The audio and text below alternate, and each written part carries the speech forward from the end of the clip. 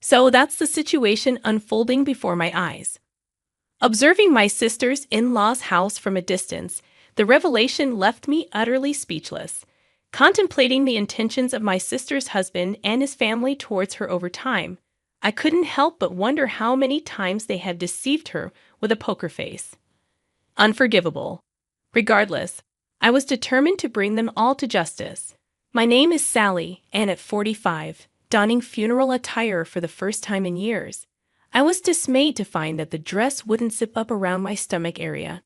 Initially thinking my figure hadn't changed much since I last wore the dress at 30, it became evident that visceral fat had taken its toll. The first time I wore that dress was at my sister Jane's funeral. She had a weak heart since childhood and tragically succumbed to pneumonia, leading to heart failure at the age of 27. I vividly recalled our last conversation in her hospital room, as she expressed her dreams and wishes for the future. Her premature departure left me with a heavy heart. On the date of Jane's funeral, unable to accept the tragedy, I stumbled upon a disturbing incident just before the ceremony began. In the restroom, I overheard Jane's husband, Bob, talking on the phone at a nearby lounge. The conversation hinted at secrecy and plans to lay low until a mass for the deceased about a year later, which perplexed me. Eavesdropping was not my habit, but the contents of Bob's conversation intrigued me. Did deceased refer to Jane? The way he spoke suggested a clandestine discussion, raising questions about who he was talking to. Shockingly, he mentioned having a child, a revelation that baffled me, as there were no children between Jane and Bob, given their decision not to risk childbirth due to Jane's health. Confused and astonished by Bob's revelation, my mind raced. However, amidst the chaos, I recalled Jane's desperate attempt to share something with me before her surgery. "There's a child at home," were her last words as she slipped into unconsciousness. Unfortunately, she never woke up, leaving me as the sole witness to those cryptic words. Until now, the overwhelming shock of losing Jane had consumed me, leaving little room for contemplation about the meaning behind her final words. However, when I connected Jane's mention of home with Bob's cryptic comment about staying at home, a revelation struck me. Sally wouldn't refer to their parents' house as home. It was just home. Yet there were no children in their family home. Upon reflection, a sudden realization dawned on me.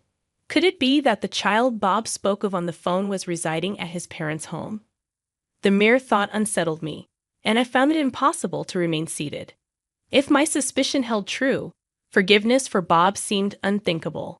After paying my respects at Jane's memorial service, a burning desire to validate my theory took over. Without hesitation, I left the funeral home and headed straight for Bob's parents' house, conveniently located within walking distance from Jane's former residence. Being Bob's only child, and with aging parents, they had opted to live nearby. Despite Jane's concerns about increased family interactions, the reality was quite the opposite, with rare visits and minimal family engagement. Even during Jane's funeral, Bob's parents displayed little sorrow over her misfortune, preoccupied with their phones. Their lack of sympathy in such a situation left me disconcerted. Arriving at Bob's parents' house, I hesitated to ring the doorbell, considering everyone should be at Jane's funeral. However, uncertainty lingered. What if someone emerged? What could I possibly say without concrete evidence of Bob's betrayal? Lacking confidence to confront an adversary with incomplete information, I circled around to the back of the house and peered through an open window, providing a clear view of the room. To my surprise, I spotted movement. Could someone really be there? As my heart raced, a child, unmistakably resembling Bob, darted into the yard, pursued by an unfamiliar woman. Instinctively, I concealed myself in the shadows, observing the scene unfold. The child, unsteady on his feet, mirrored Bob's features. The woman, seemingly Bob's age, bore a striking resemblance to the child, leaving little doubt she was the mother. A wave of realization hit me. Had Bob truly betrayed my sister? When did this betrayal begin? And when did Jane discover the truth? Although my suspicions seemed to align, A cascade of unanswered questions left me restless, and, unexpectedly, tears welled up, signaling a storm of emotions within. I harbored an unrelenting grudge, vowing never to forgive him. In my sister's stead, I pledged to send that man straight to hell. Following this resolution, I managed to return to the funeral home and participate in my sister's burial in the churchyard. Despite the suspicions of those attending the service, who thought I had left due to the shock of losing Jane, my explanation seemed to be accepted. No one suspected that I had ventured to Bob's house, and it was a relief that even my sister's in-laws didn't detect anything amiss. The next day, driven by determination, I promptly arranged for a personal investigation on Bob. Surprisingly, the only private investigator in town happened to be Jane's friend, Layla, whom I remembered from the funeral. To my astonishment, Layla disclosed that Jane, too, had initiated an investigation on her husband before falling ill and passing away. Despite confidentiality obligations, Layla believed Jane would have wanted me to know. With that, she shared the circumstances and results of the investigation Jane had commissioned. Jane and Bob had nearly called off their engagement, once due to Bob's cold feet, expressing doubts about his ability to protect Jane with her weak heart. After agreeing to some distance, they reconciled, and the wedding proceeded. Despite appearances, Bob had been involved in an affair with his childhood friend, Nancy.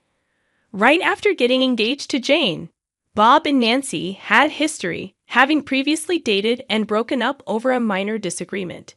Despite his engagement to Jane, Bob remained emotionally attached to Nancy. Nancy, now pregnant, rekindled their connection, leading to Bob's reluctance to divorce Jane and marry her. This internal conflict, unbeknownst to Jane, was a lie. Nancy stood firm, stating that she would have the baby but wouldn't insist on marriage. Bob found himself torn between acknowledging a child with the woman he loved and keeping this secret from Jane. Unable to refuse Nancy's wish to keep the baby, Bob eventually confided in his parents, who suggested allowing Nancy to have the child, as it would be their first grandchild. Bob's parents had long favored Nancy due to their shared history and disapproved of Jane for her frailty, expressing concerns about her ability to provide them with a grandchild. The weight of Jane's resentment fueled my determination to seek vengeance. The thought of Bob and his parents getting a grandchild, with Bob remarrying, was unbearable. However, being newly aware of the situation, I felt lost and unsure of what steps to take. After some contemplation, an idea struck me. I approached Layla, asking if she was proficient with computers. Her affirmative response filled me with hope. The next day, I went to my sister's in-law's home and rang the doorbell. My sister's mother-in-law appeared on the monitor, visibly surprised. "Sally, what's going on?" she inquired, her voice heightened. "I have something to discuss with the family about Jane's belongings. Do you have a moment?" I responded. The intercom went silent, and I grew anxious, wondering if I would be denied entry. After a brief wait, Bob appeared, apologizing for the messy room and inviting me inside. Perfect timing, I thought, as I noticed the tension in Bob's expression. He likely believed I hadn't discovered his infidelity yet. Little did he know that I had just glimpsed his mistress and their child through the window. As I sipped the tea they served me, Bob nervously asked about Jane's belongings. Seizing the moment, I laid out a photograph on the table. Bob and his parents froze as they gazed at the photo. "Bob, who is this woman?" I questioned. Bob, attempting to deny any knowledge, insisted he didn't remember the photo. Unfazed, I presented more photographs, revealing Bob's affair with the woman in various intimate settings. Despite Bob's protests, his parents glared at him, and I continued to expose the extent of his betrayal. My sister's mother-in-law sharply retorted to Bob's memory lapses, accusing him of lying. When my sister's mother-in-law mentioned the child with Nancy, I immediately presented a photograph of Bob holding a child. The entire in-law family was left speechless. Though Bob continued to deny the accusations, my sister's mother-in-law slapped him, calling him a worthless son. As I probed further, asking if there were other children, My sister's in-laws ignored Bob's pleas, berating him for betraying their beloved grandchild. Despite the confrontation, I remained silent about the fact that the pictures were composites made by Layla. I braced myself for the unfolding chaos, and Bob was left speechless in the face of the accusations. In the midst of the turmoil, my sister's mother-in-law inadvertently blurted out the truth, confirming the existence of the child with Nancy. The room fell silent as my sister's in-laws processed the revelation, freezing in place. The weight of the deception hung heavily in the air. The note accompanying the picture claimed, "These children are being taken care of in this house." I challenged this assertion, and my sister's mother-in-law promptly denied its validity. "Are you sure?" I pressed, and she insisted, "Of course, it's not true." Unconvinced, I stood up without waiting for their approval and headed toward the room next door.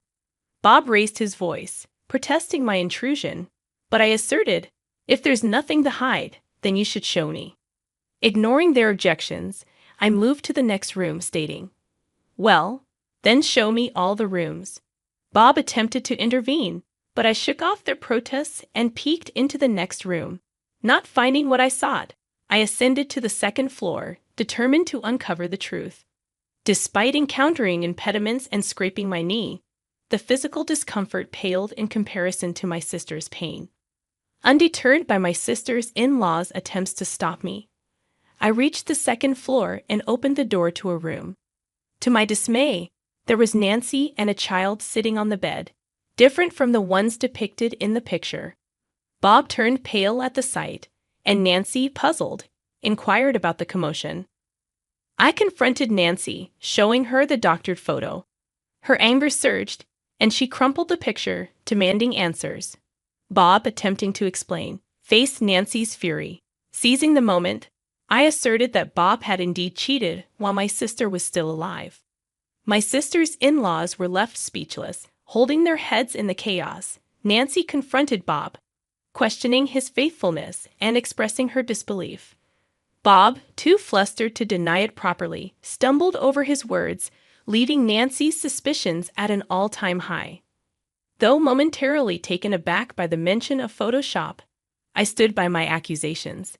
Nancy, in her justified suspicion, refused to trust Bob any longer.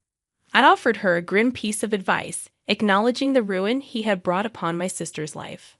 At my words, Nancy's face stiffened, absorbing the harsh reality of the situation. The revelation of Bob's deceit had left Nancy's life in disarray, mirroring the upheaval that my sister had endured. Observing Nancy's expressions, I recognized that she likely comprehended the gravity of the situation. It became crucial for me to align myself with Nancy, subtly influencing her to believe that we shared a common goal, preventing any happiness for Bob's family or Nancy herself. As Bob desperately tried to win back Nancy's trust, I interjected, highlighting the hypocrisy of his actions. "So you weren't serious about my sister, but you told her you were, even made marriage vows to her. Looks like you really are an untrustworthy man, Bob." Nancy's face darkened, her trust in him wavering as she began to doubt the sincerity of his words. Encouraged by Nancy's skepticism, I continued, emphasizing that genuine commitment meant sticking to one person, regardless of the circumstances. Bob's attempts to explain were futile, and Nancy, tears streaming down her face, decided to end their relationship, declaring, "We should break up, Bob. I don't want to be your convenient woman." As Nancy walked out of the house with her child, leaving Bob's family despondent, I silently celebrated the success of my plan. Later, I compelled Bob to write a legal document severing all family ties and relinquishing any claim to my sister's inheritance. My stern father, having learned the truth, confronted my sister's in-laws, ensuring that not a single penny of my sister's assets would go to Bob. The inheritance was safeguarded, and Bob, with his family, faced the consequences of their actions.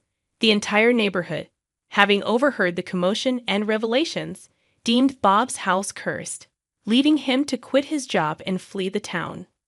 2 months later, Nancy unexpectedly arrived at our family home, seeking forgiveness and making amends for her previous actions. Despite her offering $50,000, we declined the money and insisted it be donated to a children's home where my sister had once worked.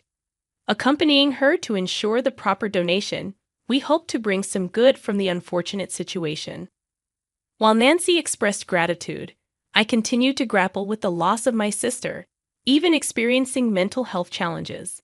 However, I gradually recovered and found solace in working at Layla's detective agency.